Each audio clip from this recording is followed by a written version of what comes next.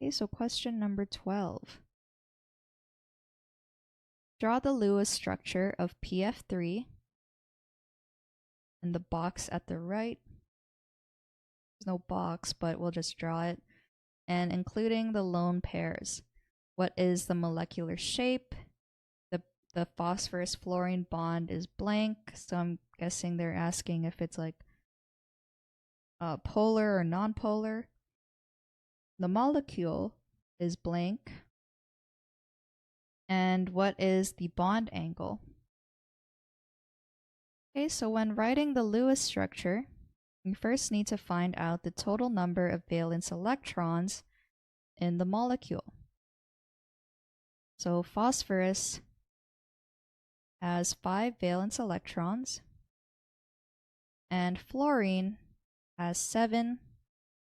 And since there are 3 fluorine atoms, we multiply this by 3.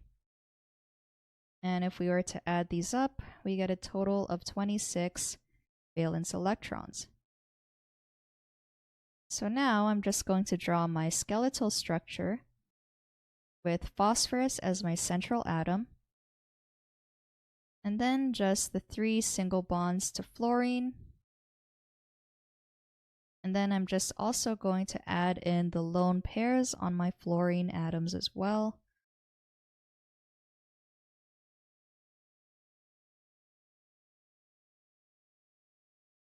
And if I count out how many electrons I've drawn so far, there are 2 bonding electrons in each bond, and we have 3 bonds.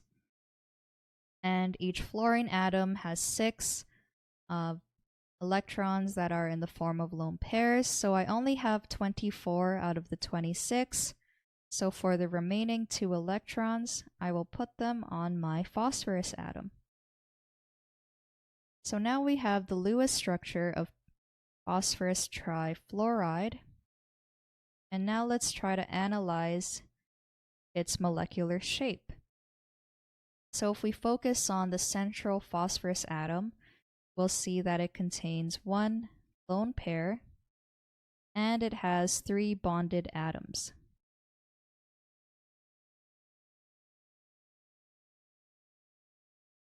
So this is when we would use our VSEPR chart in order to help us answer this question.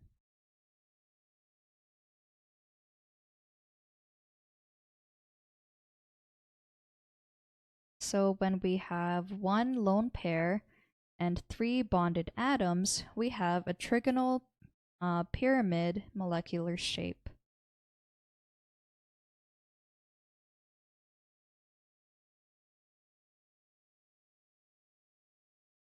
Trigonal pyramid molecular shape. And this also tells us that we have a tetrahedral electron geometry.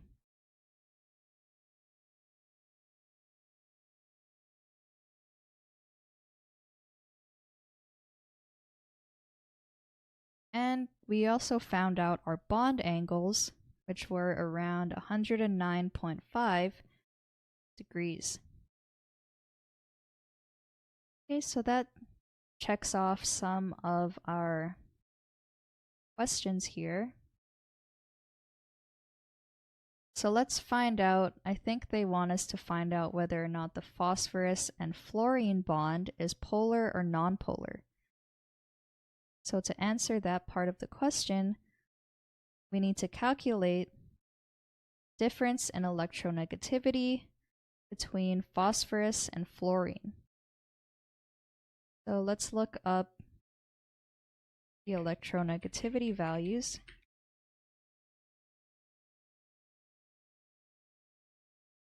And fluorine has an electronegativity of 4. And phosphorus is 2.2. Okay, so now if we were to find out the difference in electronegativity, it would be 1.8. And I'll just write over here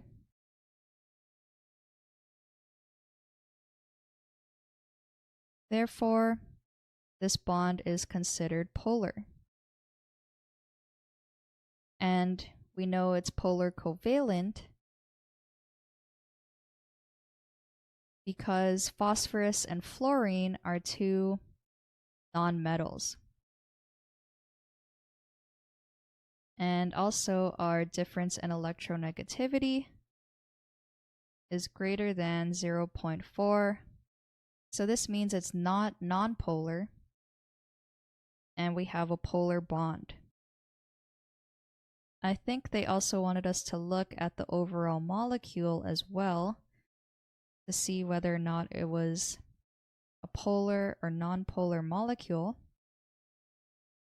And you'll see that all of the fluorine atoms, since they're much more electronegative than our phosphorus, this causes a net dipole moment going in the direction of the fluorines, and because of its trigonal pyramid molecular shape, this lone pair isn't able to balance out the electronegativity of the fluorines. So it's not a symmetrical molecule as well. So therefore we can say that PF3 is a polar molecule.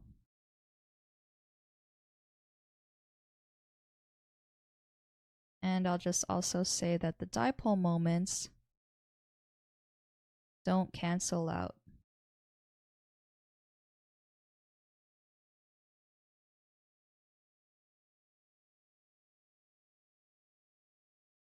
If we had, I'll just have an example. If we had our fluorines that were symmetrically arranged and there was no lone pairs like BF3, then this is considered a nonpolar molecule, even though it contains polar bonds. And you can see here that they're able to cancel each other out. But in our case, we have a polar molecule.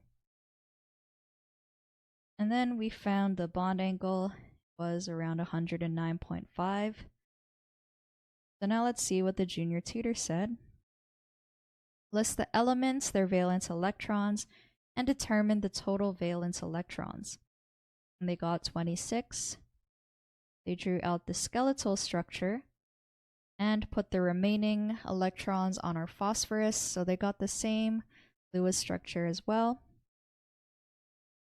And then this is how they found out the shape by calculating the steric number of the central atom. So this is the same thing we did as well, but they just referred to it as a steric number. So they counted out the number of bonded atoms, which is 3, and the number of lone pairs, which was 4. And they showed that it has a trigonal pyramid molecular geometry. So they have bond angles of 109.5, and since this molecule is asymmetric, it is a polar molecule. And then they determined the electronegativity difference of the phosphorus and the fluorine, and they found it to be around 1.79. So this is a polar bond. And we also know it's polar because it's between two nonmetals. So the solution is correct.